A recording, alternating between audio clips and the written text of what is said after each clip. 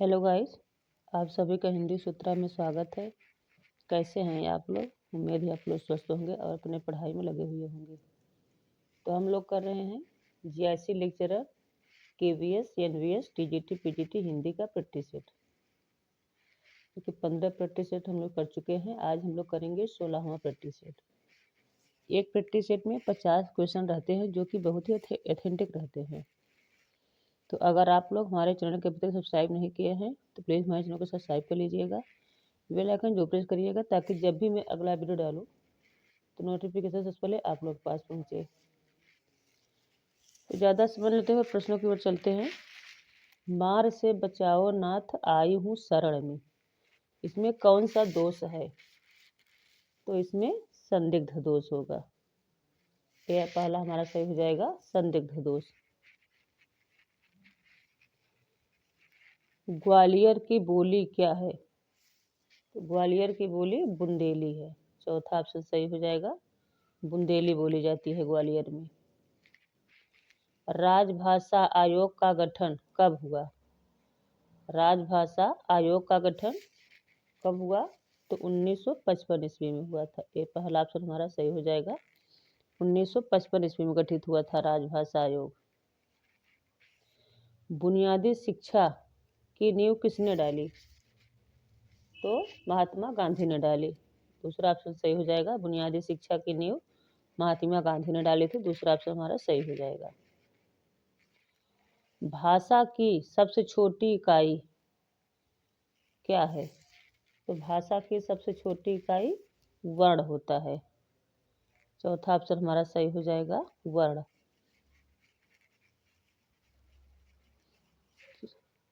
यहाँ पे चौथा ऑप्शन हो जाएगा। तो चौथा, भाषा की सबसे छोटी इकाई वर्ण हो जाएगा। चौथा ऑप्शन हमारा सही हो जाएगा।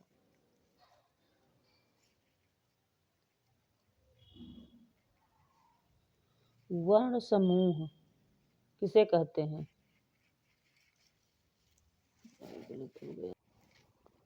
वर्ण समूह किसे कहते हैं? तो अखंडित ध्वनि को, अखंडित ध्वनि को वर्ण समूह कहते हैं। तो पहला ऑप्शन हमारा सही हो जाएगा। अर्धस्वर क्या है? अर्धस्वर किसे कहते हैं? तो य और ये हो जाएगा हमारा। तो अर्धस्वर क्या है? अर्धस्वर य और व। तीसरा ऑप्शन हमारा सही हो जाएगा, य और व अर्धस्वर कहलाते हैं।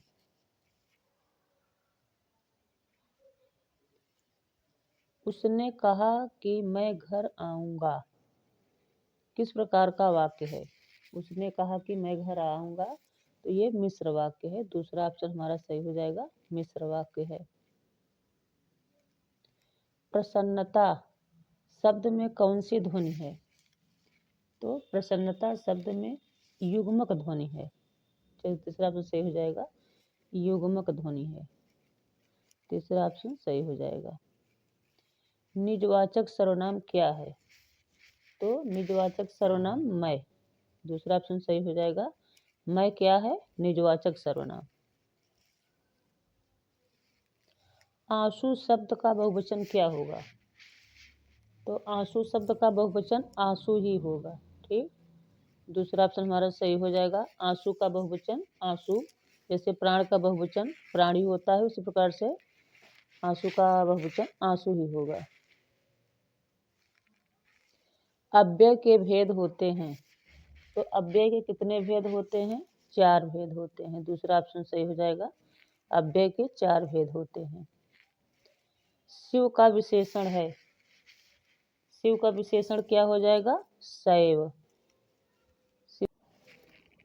तो शिव का विशेषण शैव हो जाएगा। तीसरा ऑप्शन हमारा सही हो जाएगा, शैव।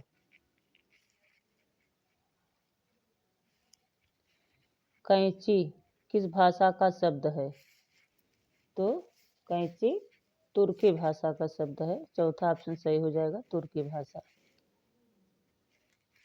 जार किस भाषा का शब्द है?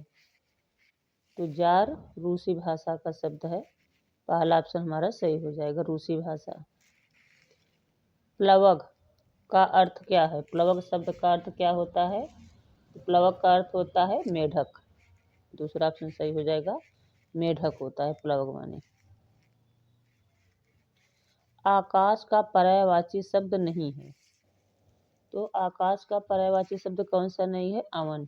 चौथा ऑप्शन सही हो जाएगा, गगन, नभ, अंबर तीनों आकाश के पर्यायवाची है, अवन नहीं है, तो चौथा ऑप्शन हमारा सही हो जाएगा। प्राचीन शब्द का विलोम क्या है? तो प्राचीन का विलोम क्या हो जाएगा? अर्वाचीन। पहला ऑप्शन सही हो जाएगा, प्राचीन का विलोम अर्वाचीन। प्रत्यक्ष का विलोम क्या होता है? तो प्रत्यक्ष का विलोम परोक्ष हो जाएगा। तीसरा ऑप्शन सही हो जाएगा, परोक्ष। जीतने की इच्छा हेतु एक शब्द क्या होगा? वाक्यांश एक शब्द है ये। जीतने की इच्छा हेतु क्या कहेंगे? जिगीसा। दूसरा ऑप्शन सही हो जाएगा, जिगीसा कहेंगे। रजोगुण वाला क्या कहलाएगा? तो रजोगुण वाला क्या कहलाएगा? राजसिक। दूसरा ऑप्शन सही हो जाएगा, राजसिक कहलाएगा। मुकुट शब्द का निम्न में से किस मुकुट शब्द निम्न से किस कोटि का है? तो मुकुट क्या है? मुकुट तत्सम शब्द है। पहला ऑप्शन सही हो जाएगा, मुकुट तत्सम शब्द है। आंसू कैसा शब्द है? तो आंसू तद्भव शब्द है। दूसरा ऑप्शन सही हो जाएगा, आंसू तद्भव शब्द है। व्याप्त में संधि है, तो व्याप्त में कौन सी संधि है?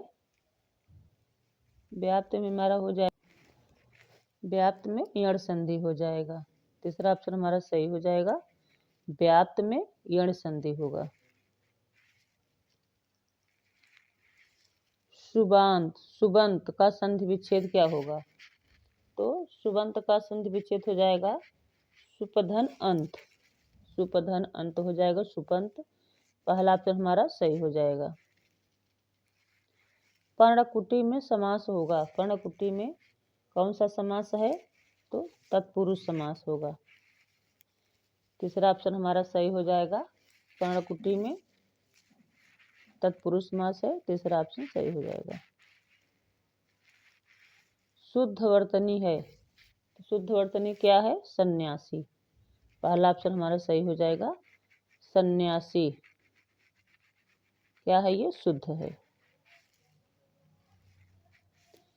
उपसर्ग से संबंधित सूत्र है, तो उपसर्ग से संबंधित सूत्र क्या है?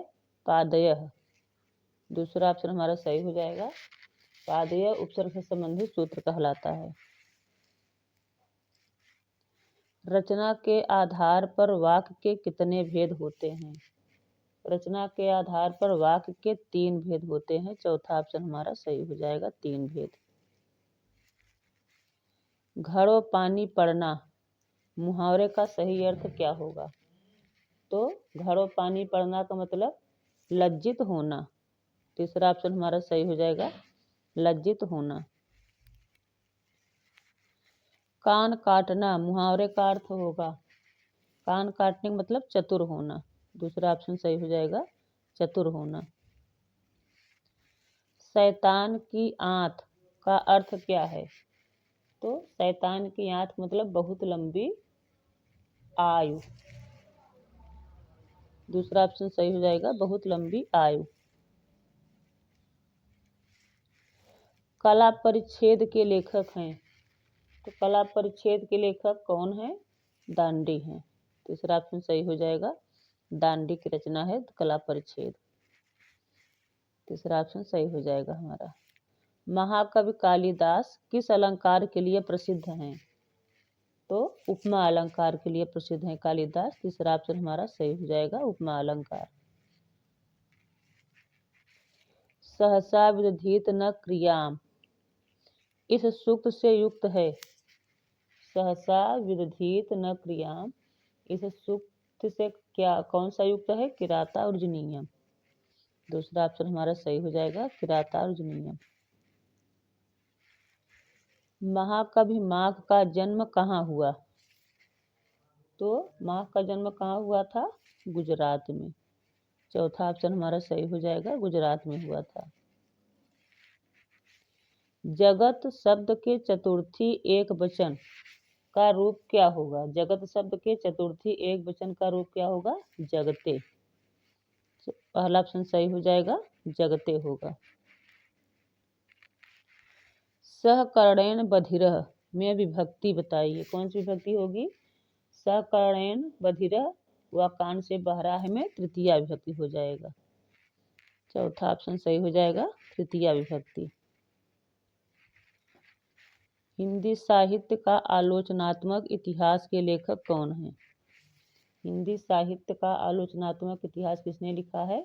राम कुमार वर्मा ने लिखा है। तीसरा ऑप्शन हमारा सही हो जाएगा, राम कुमार वर्मा। हिंदी साहित्य का संक्षिप्त इतिहास किसकी कृति है? तो हिंदी साहित्य का संक्षिप्त इतिहास विश्वनाथ त्रिपाठी का है। पहला ऑप्शन सही हो जाएगा, विश्वनाथ त्रिपाठी। उपदेश रसायन रास के रचयिता कौन है? तो उपदेश रसायन रास के रचयिता जिनीदत्त सूर्य हैं। दूसरा ऑप्शन सही हो जाएगा, जिनीदत्त सूर्य। भारतेश्वर बाहुबली रास के रचयिता कौन है? तो शालिभद्र सूर्य। तीसरा ऑप्शन सही हो जाएगा, भारतेश्वर बाहुबली रास के रचयिता शालिभद्र सूर्य हैं। नादन बिंदु नरव शशि मंडल काव्य पंक्ति किसकी है ये?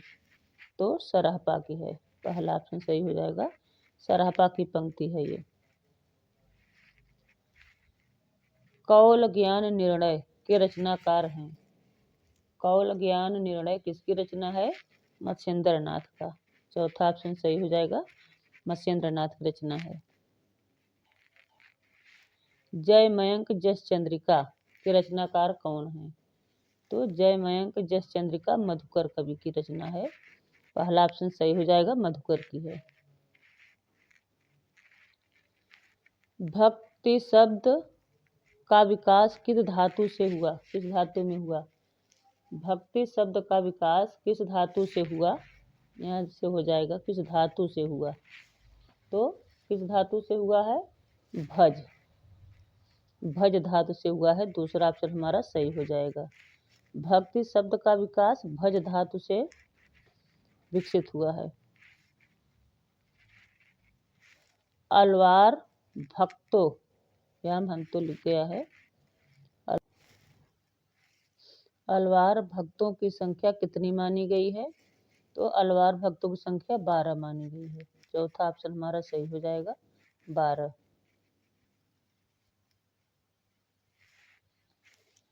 द्वैतवाद के प्रवर्तन किसने किया? तो द्वैतवाद के प्रवर्तन मध्वाचार्य ने किया। सी ऑप्शन हमारा तीसरा सही हो जाएगा, मध्वाचार्य ने किया है। मधुमालती किसकी रचना है? तो मधुमालती मंझन की रचना है। चौथा ऑप्शन हमारा सही हो जाएगा, मंझन की। लास्ट प्रश्न देखते हैं। सखी संप्रदाय के प्रवर्तन कौन है? तो सखी संप्रदाय के प्रवर्तन हरिदास हैं। पहला ऑप्शन सही हो जाएगा, सखी संप्रदाय के प्रवर्तन हरिदास जी किए हैं। तो अगर आप लोग हमारे चैनल को अभी तक सब्सक्राइब नहीं किए हैं तो प्लीज़ हमारे चैनल को सब्सक्राइब कर लीजिएगा। बेल आइकन जो प्रेस करिएगा ताकि जब भी मैं अगला वीडियो डालूँ तो नोटिफिकेशन सबसे पहले आप लोगों के पास पहुँचे। और मेरे वीडियो को ज़्यादा से ज़्यादा अपने दोस्तों से शेयर करिएगा, लाइक करिएगा, कमेंट में जरूर बताइएगा कि आप लोग मेरे को कैसे लग रहे हैं। तो मिलते हैं अगले वीडियो में। Thanks for watching.